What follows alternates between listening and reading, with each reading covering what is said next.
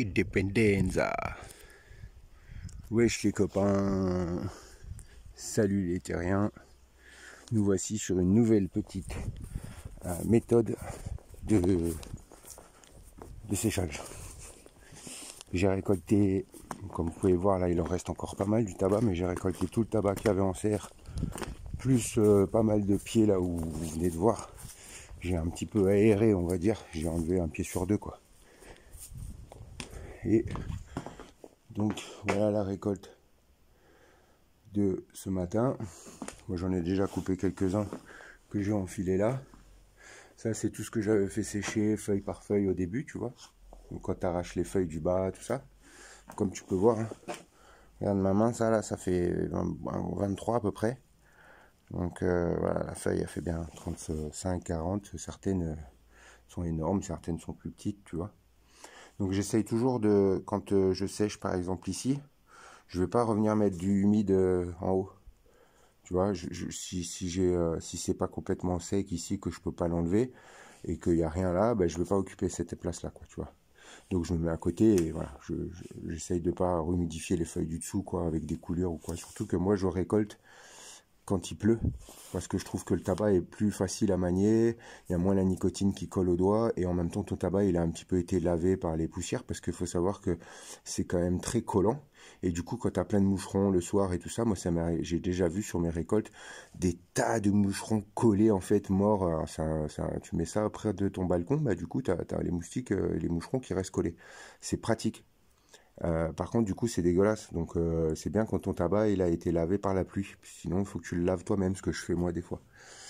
Voilà, je suis super content parce que malgré le taux d'humidité et la pluie que nous avons depuis pas mal de temps, ben, mon tabac, malgré que je l'ai enfilé par paquet de 10, donc qui était vachement collé, ben, il n'y a aucune moisissure. J'ai jamais ventilé. Donc, je suis vraiment très content. Par contre, on laisse tout enfermé, tu vois. Et donc, c'est le noir. Peut-être que, tu vois, l'humidité avec le soleil, c'est là où ça moisit. Hein. Par contre, si tu le laisses dans le noir, ça moisit, j'ai l'impression, moins vite. En tout cas, je sais pas, mais c'est super. Je les ai un petit peu écartés du coup là. Et je suis super content. Et comme tu peux voir, tu vois, il y a des couleurs, il y a des nuances, quoi. Tu vois, il y a des tons très très marrons, très très foncés, hein, limite carbonisés, quoi.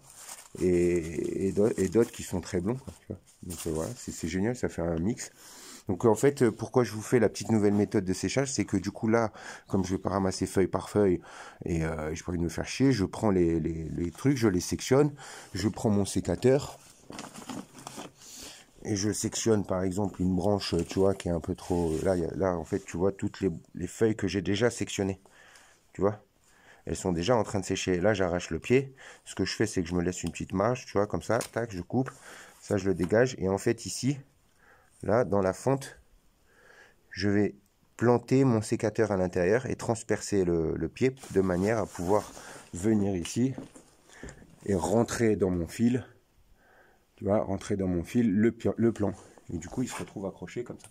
Voilà. Bon, là, tu vois, celui-là, il s'est fendu. Mais la plupart, non, hein, ça fonctionne. Et même fendu, si tu le rentres pas par le haut, que tu le rentres par le bas, la grosseur du fil fait que ça le retient. Voilà. Ça dépend de la taille du pied aussi, hein.